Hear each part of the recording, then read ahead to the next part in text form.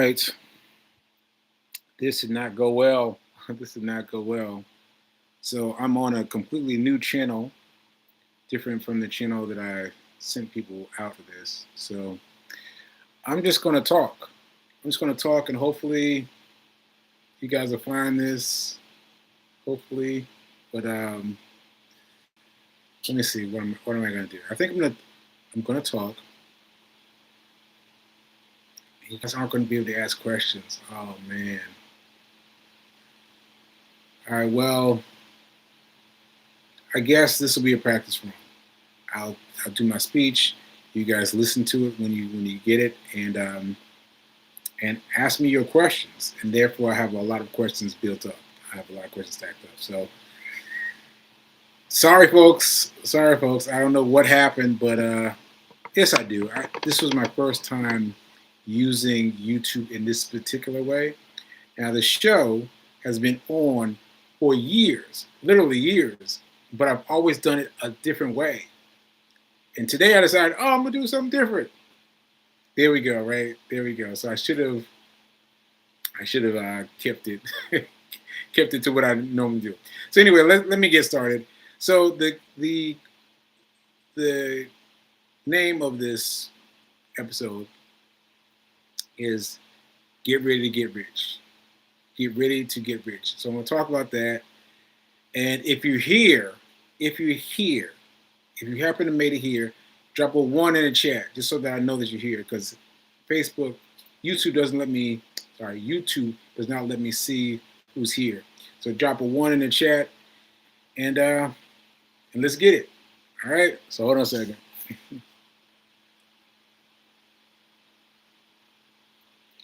All right. So, oh, what? My mom just dropped a 1 in the chat. Mom, thank you for finding me. I don't know how you found me, but I don't know what's going on. But anyway, we're gonna roll with it. So, my topic is how to get rich, and I wanted to give a little bit of background about me in case it's your first time experiencing me. I am a 2-time stroke survivor and a 2-time marathoner. And I put those two together because they are significant to me. They're very interlocked for me. So I ran my first marathon in life, in history. First time I run this far after my major stroke. After a major stroke, 4 months. 4 months afterwards. And that was trying to say that. You see me smiling, but that was trying. That was very, very, very difficult. And then I ran a second marathon, a second New York City marathon. I ran it, and I used that to propose to my fiance, B. King. So those were the two things that I really want to get across to you, that I happened to have this stroke at a point in my life where everything I thought was winning. Everything was going the right way. Everything was winning. And then the stroke happened. And the stroke will really give you some notice about everything, really. Everything. Like how you do things, let me just tell you, my post-stroke personality could not talk, could not remember anything, amnesia, and the whole right side of my body was in pain and paralyzed. And I had to get past all of that. Once I got past all of that, I saw that money needed to be paid to the hospital system because I had zero benefits. Zero benefits. Zero benefits. And so those bills stacked and stacked and stacked and stacked and stacked. And so at some point, I had to rethink about everything and think about how I was going to deal with money in a different way. Because, for me, me, I was like, I was concerned about my wealth, but kind of, kind of like that. And so, what I discovered that when you have a heap, a heap of bills, your mindset changes. So, I had help from B King, who organized this GoFundMe, but even that wasn't enough. And so, anyway, I started thinking about money, and therefore, I created my own way. Now, I wanted to talk about this because there's Free King. There's Free King. We're all concerned, worried, stressed about money. So if Free King is out there in the world somewhere, she must be washing, doing her thing. So anyway, but both of you found me. So I don't know how you all found me, and everybody else did. But you know, Free King, you have to. Oh, there you are. Someone saying there you are. Oh, this moves some more nobles. Yeah, I don't know what I did. I don't know what I did. I don't know what I did, but anyway, here we are. Here we are. My ride or die. My ride or die. My mom, P. King, and Melissa Moore Noble. So anyway, so now I'm just giving us a kick of the tires, a ceremonial kick of the tires, and seeing what we got. But I would love to answer any questions that you all might have. Any questions that you all might have. Any questions that you all might have, type them up and let them go because it takes a second before they get to me. So type your questions up. Okay. So my trajectory was very, very much like this, right? And it may look like this, but it's been very much like, right? And so my like I ran into this woman at a recent talk I did. I did a talk at Hartford Hospital, and this woman. Well, actually, I heard her man was up there talking about her. He was talking about the fact that she wasn't able to work, and she went back to work, but wasn't able to work because they let her go. This my edification of what he said, and I related to that. I went up and found them immediately afterwards at lunchtime. I found them and I spoke to them. And I was like, "Listen, I mean, tell me the deal," because for me, I I came fully dressed and I came to the computer looking like this, feeling like this, but looking.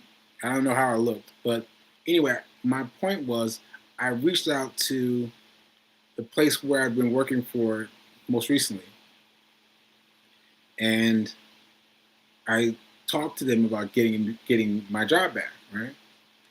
And I entered something, I entered something job wise, and it was just like so. What I was doing was I was doing video editing for them, doing video editing, and what I turned in was like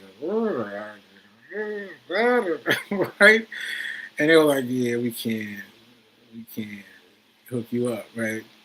And so my path and her path from uh, Hartford Hartford Hospital very similar because we had no money, right?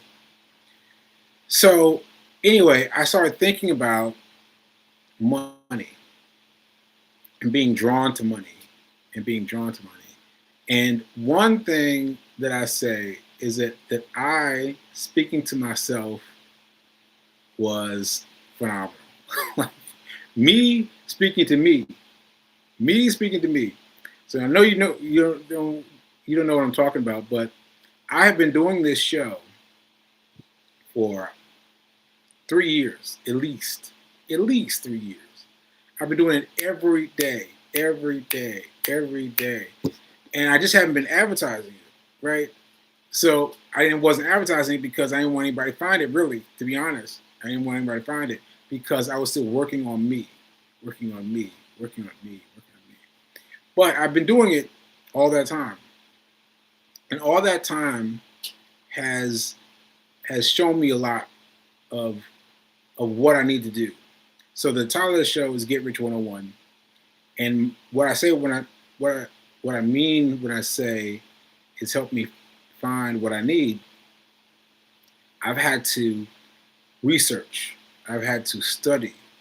I've had to study upon study upon study. And imagine, if you will, every day. Imagine it, college. Imagine going to college, right? And you had the same class every single day, Monday through Friday. You'd be so fast. No matter what kind of class it would be, you'd be on top of it because you have some every single day. So that's what I had. That's what I have had. That's what I still have. I have the richness mind span has reached out to me every single day. And so I've arrived at two things. One is that we aren't using money the way we need to use it. We aren't using money the way we need to be using money. We aren't using money the way we need to be using money. That's number one. That's number one, right? It's important. Number two, we've got to use money the way it's intended, or we're just going to become part of the background, right? Because if you think about it like this, think about inflation, right? And think about inflation, and you think about rising prices, right? You think about rising prices. What you don't think about is the rising prices also goes with your, let me see, how can I say that? How can I say that? It's like, it's not just the rising prices. It's not just the rising prices. Like, that's how we think about it. But it's just the rising prices. It's hard for me to explain, but you know that a loaf of bread will cost you on whatever date this is, whatever time this is, today, it's going to cost you X amount. A year from today, it's going to cost you more, right? It's going to cost you more. Okay? So you have to build your muscles, your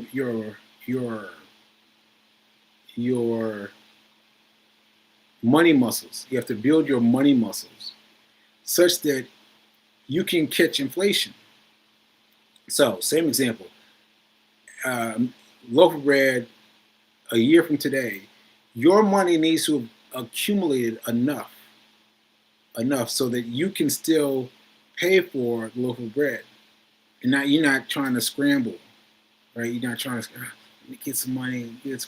No, you got to have exceeded that amount, right? So, how do you do that? Well, here's the first thing. The first thing is, you should write this down, folks. If you haven't already written this down, write this down. This is a simple one. This is a simple one. I've heard it many times. You've heard it many times. It's a simple one. It's one of those ones you hear all the time, but you don't think about it. You don't think about doing it, right? Anyway, here it is. Pay yourself first. Pay yourself first. Pay yourself first. Right? Now, I know you've heard it. Right? You heard it. But you haven't done it. You haven't done it. If you're anything like me, you were thinking, I'll do that later when I get some money. When I get some money, then I'll start paying myself first. No. No. You got to pay yourself first now. Pay yourself first now. Right? So, I'll tell you a little bit of a story. So, my initial investment was $1. $1, right? And in terms of paying myself first, I was doing Grubhub? No. DoorDash. I was doing DoorDash at the time. DoorDash means I was putting on. Well, I didn't change my clothes, but getting out in my mom's car, going driving around and delivering food, right? And that's what I was thinking of my way of making money. And and uh, oh shoot, aphasia got me. Aphasia got me. Let me read these these uh, these quotes. All right. Let's see. Oh, Melissa's saying wonderful to have you back live. Okay, okay. I have been running reruns for the past couple months, but I've been doing that because I've been practicing trading. So yeah, all right. Nice to have me back. Thank you. Uh, you look good to me, says Free King. Thank you, Free King. The bulk of the convo with group of women I just got it was was about money, stress, jobs, etc. Okay. Pay myself first consistently now. Yeah. So, okay. Thank you. So, pay yourself first. So, my point is you have to pay yourself first now, not later. You've got to do that now. So, what I was saying was I started doing it really at a time where it wasn't feasible for me because I'm doing DoorDash. I'm out going out here delivering food to people, right? My my pay was very low. It's very low, right? So that's my point. My point is my pay was very low. It was not one of the affluent periods in my life. It's one of the low periods in my life. But yet and still, everything I was reading, all these different books. I was reading this book, this book, this book, this book, this book. We're all saying the same thing.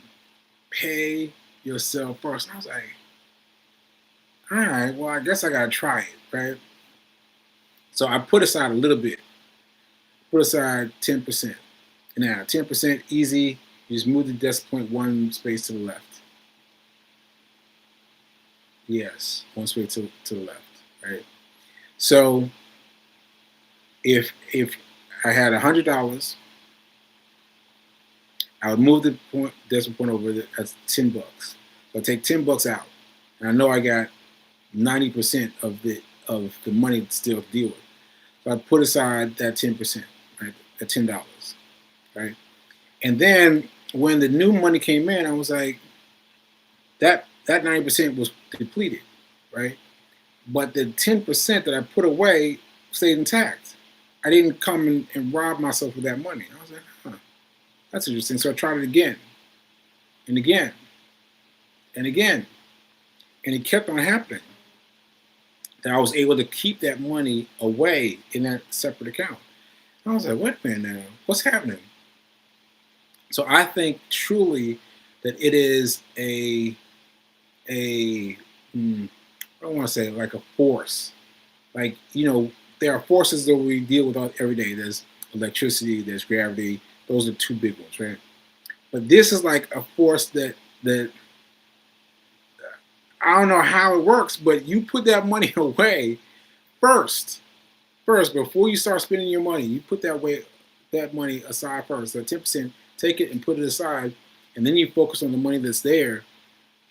It's like the universe allows you to keep that money off and away somewhere. I don't know. So anyway, let me finish my story. I'll finish my story that I started and began. So I I I I I paid $1 out of that 10. So the $10 I had, I spent $1 of that money. I spent $1 of that money because I was like, I don't know what's up with this investment thing. I don't know. I spent $1. That $1 I spent on AMC stock, right? I had never bought stock. Well, I bought stock before, but not in the sense of knowing what I'm doing. Like I bought stock before, like but I never know what I was doing, right? So I bought $1 worth of stock. Now AMC stock was down $2 at the time. So I bought one share of AMC stock for $1, right? And and so that little bit of a dollar kept staying there, kept going 1, 2, 1, 2, 1, 2, 1, 2, and that's when they would talk about whether or not they were gonna close the doors because of the pandemic. Right. So now, I mean, we know that AMC has obviously survived, right? But up until then, we didn't know. So once the news got around, they were gonna make it through the pandemic. The stock shot up. It shot up. It shot up, man. And I took my money back out when the candlestick had gone up, it was starting to come back down. I made $1,200. So I spent I want to say $30. I spent $1, then $2, then $3, and I got up to $30. $30 became 1,200, right? And that was my first experience. And I was like, what in the world is this? What in the world is this?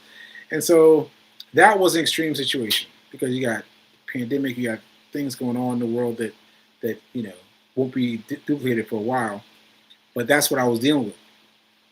So now I am doing two things.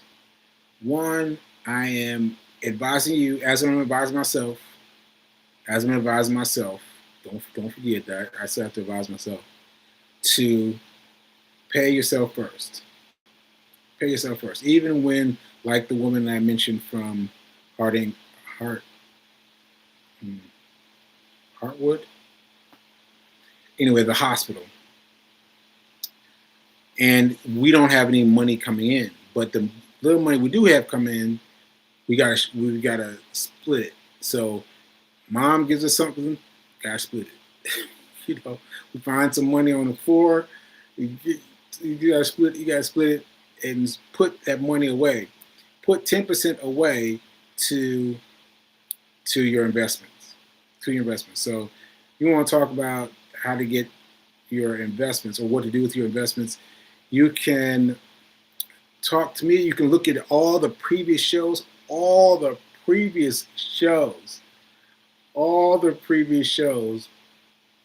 reminds me of something else I didn't finish talking about. So all the previous shows of me talking to me.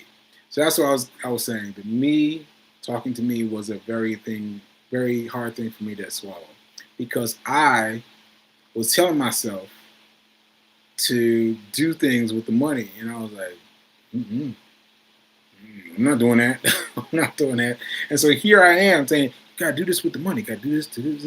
And I felt it. Like, no, I'm not doing that. But what I came to find out that I was right. That I was right up there on the screen. That's the show I had. And so there's that big piece that most people have to struggle against. Most people have to struggle against what's going on with them in terms of money, because money is not about math. Money is not about math. I read this in the Psychology of Money. Forget it, the author's name, but he said it's not about math, it's about emotion. Money is not about math, it's about emotion. Emotion. So if you got something going on with your kids, with your parents, with all that stuff gets worked into you and your relationship with money, right? So putting aside 10% is a difficult thing to do, but you've got to do it. You've got to do it, because once you do that, you create the money. You create the money to do other things, like invest. And you put that 10% away over here. You're saving, and then you've got money to invest. And so that's the second thing I want to talk about is Aladdin. Aladdin. You heard me giggle, right? Aladdin. So Aladdin is my way of dealing with the stock industry, the stock market. So I've created my own thing of dealing with the stock agency, the stock market, stock market, stock market, stock market, stock market. I dealing with the stock market, and I've been doing well. I've been doing well. So it started off with with down below, like negatives, and then it got to positives, and then it got to cents, and then it got to dollars, and now ah and now I'm up there. Now I'm up there. And so now I'm really getting the hang of this this thing I want to talk about, this Aladdin thing. So hopefully you have some questions about Aladdin, because I want to speak to people who are interested. But Aladdin can give you $300 per year, or up to $3,000 per year. But let's focus on the low end. $300 per year. $250 per year, right? $250 per year. Like, that's a decent amount of money. Like, $250 just floating in from out of nowhere. That's decent amount of money.